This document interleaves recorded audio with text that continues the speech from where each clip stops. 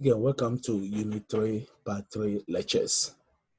This lecture covers the Unit 3 objective in the ITCO 341 class. Our main objective today is to find the mean, median, and also the mode. So the measure of central tendency, what is mean, median, and also a mode.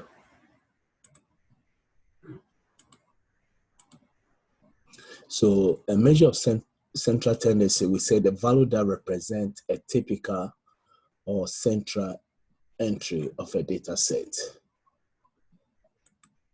So most common measure of central tendency will be our mean, median, and mode. And mean is the same as the average.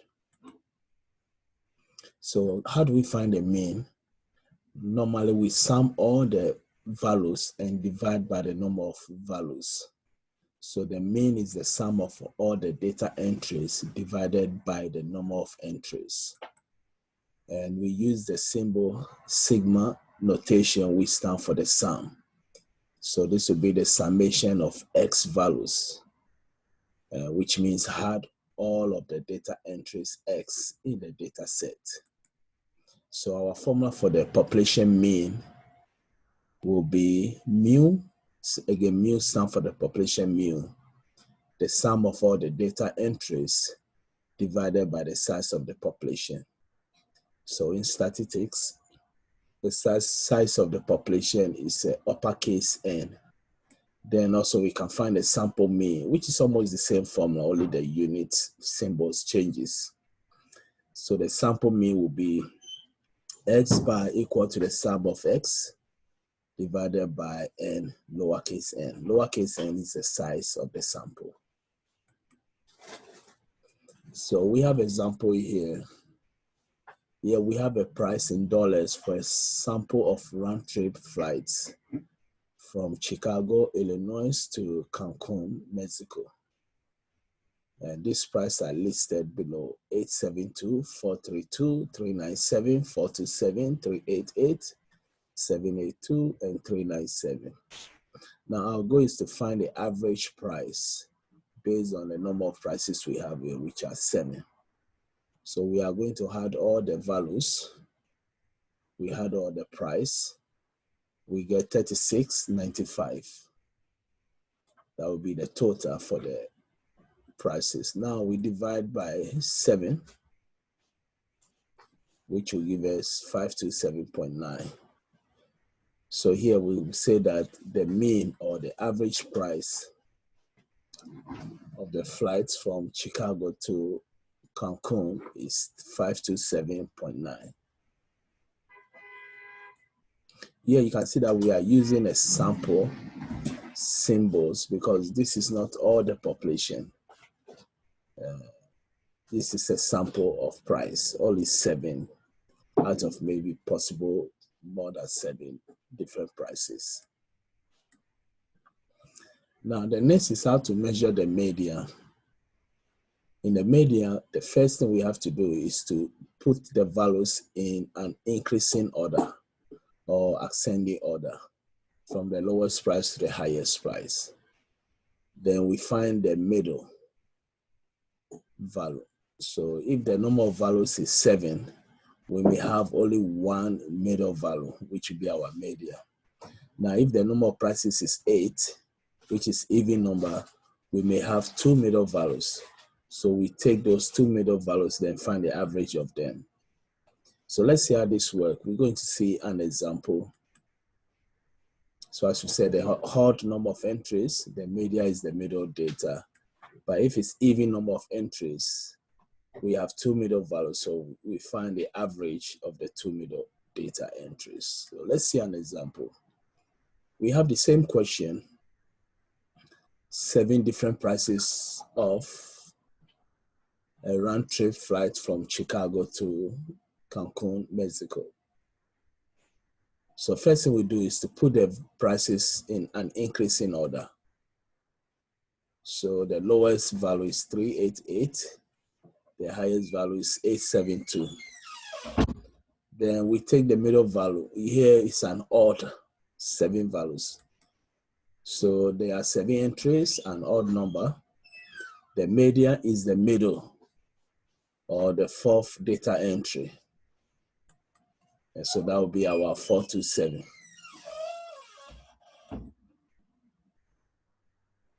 The freight price is 432, is no longer variable. So now we have 6 data entry or 6 different prices. Same steps, we find the increasing order from the minimal to the highest or maximum. But this time we have 2 middle values, 397 and 427. So we take those 2 values and we find the average of them. So 397 plus 427 divided by 2. And that will give me $412. So finding the median, the first step, put the values in order, increasing order. Then there's 2 options. If the number of values is an odd number, then we get only 1 middle value. If the number of values is even number, example here is 6 or 10 or 20, we are going to get 2 middle values. So we find the average or the mean of the 2 values. So the next is how to find the mode, which is our last measure of central tendency mode. Mode means the highest tally or the greatest frequency. So here we say the data entry that occurs with the greatest frequency. Now, if no entry is repeated, that means we don't have no mode. What we mean is that if all the data entry is unique values, then we don't have no mode. Now, if 2 entries occur with the same greatest frequency, then we say we have a bimodal. So we have 2 mode values, which we call a bimodal. So let's see an example here. We have 872, 432, 397, 427, 388, 782, and 397 again.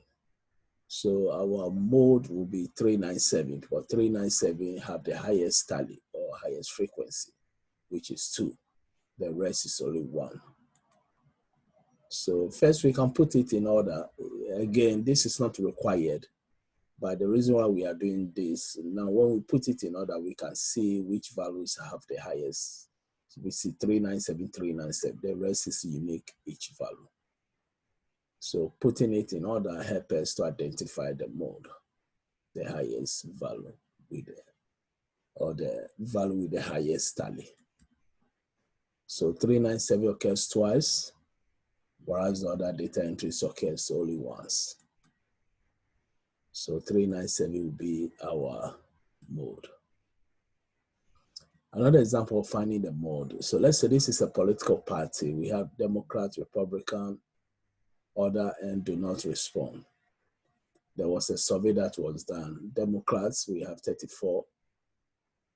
Republican, we have 56. Others, 21. And those who did not respond was 9. So here the mode, of course, will be the Republican because that's the highest tally, 56.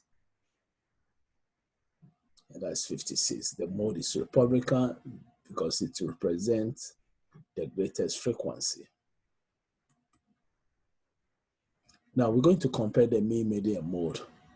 All the 3 measures describe a typical entry of a data set.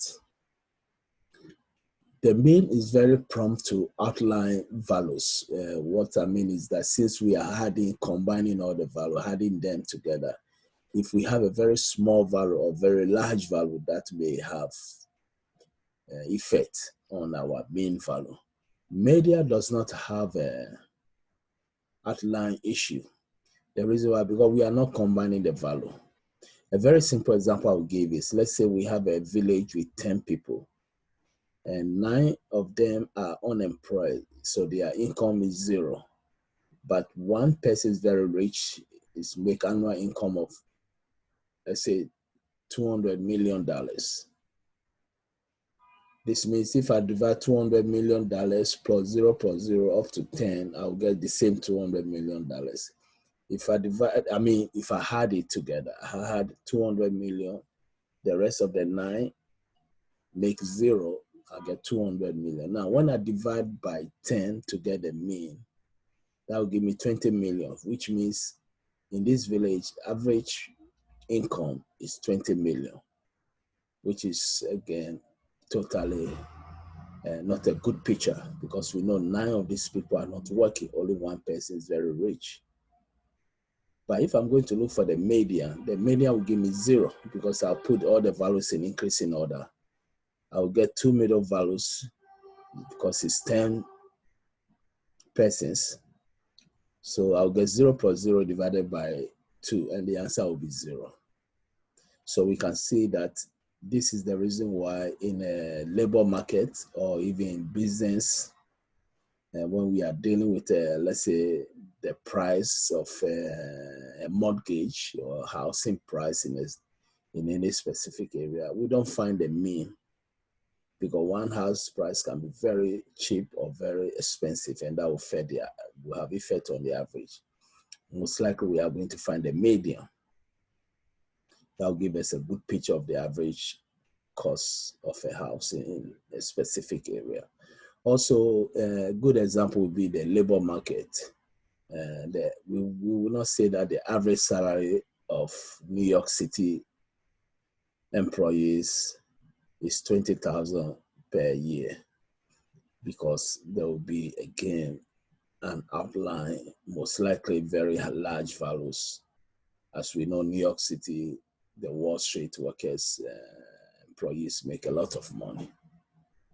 So we may find the median salary of the workers or the employees. So advantage of using mean, the mean is reliable measure because it takes into account every entry of a data set. Since we are adding all the values together, then divide by the number of values. The disadvantage, as we said earlier, greatly affected by outliers. Outliers are data that are very small comparing to the rest of the data entries, or very large comparing to the rest of the data entries. So an example given to us, find the mean median mode of a sample ages of class shown. By looking at the data, we can see that all the ages are almost the same. They are very close, between 20 to 24, very close. But we have one large one, which is 65 years. So this will be outline. Now, when we find the mean, we get 23.8 because we included the 65. So that will even give us high. But when we find the median, we can see that it reduced to 21.5, which is far better, because we can see that most of the age is from 20 to 24. So 21.5 is good. Now, when we find the mode, we saw that 20s are the highest frequency, the greatest tally. So the main concern here is the outline data that have effect on the mean, but the median does not have any effect on the outline data. Now here we say because of the 65, we can see that the mean value is very high. So the median also takes every entry into account, and it is not affected by the outline. Why we said it takes every entry into account? Because we have to arrange all the values in ascending order. So that if I take one value, that may have effect on the middle value. In this case, the mode exists, but it doesn't appear to represent a typical entry. Sometimes we can use a graphical comparison, which may help us to decide the best. So we can see where the mode is, the median is in the middle, and then the mean. Outline, that's the main effect, we can see the gap. So most of the data falls between 20 to 24. So I would rather prefer to using the mean rather than the using the median rather than the mean. We also have what we call the weighted mean. Weighted mean means if we have any data entry set and each data have its own weight, then we also have to multiply the weight by that data entry. So you can see that the formula will be summation of each S value times its weight. So weight is, in this case, may have effect. Normally, weight will be the number of entries in the same value. Let's say we have 10 years, 20. Instead of writing 10 plus 10 plus 10, 20 times, I'm going to write 10 times 20. Now, since 10 years is 20 times, I will divide by 20. So normally, when we multiply each value by the weight, we divide by the total weight, because the total weight will tell us the number of entries together. So this will be our conclusion for Unit 3, Part 3 lectures, which covers the ITCO 341 class. And our major objective here was to find the mean, median, and mode, and also what's the difference between those three measurements of central tendency. Thank you.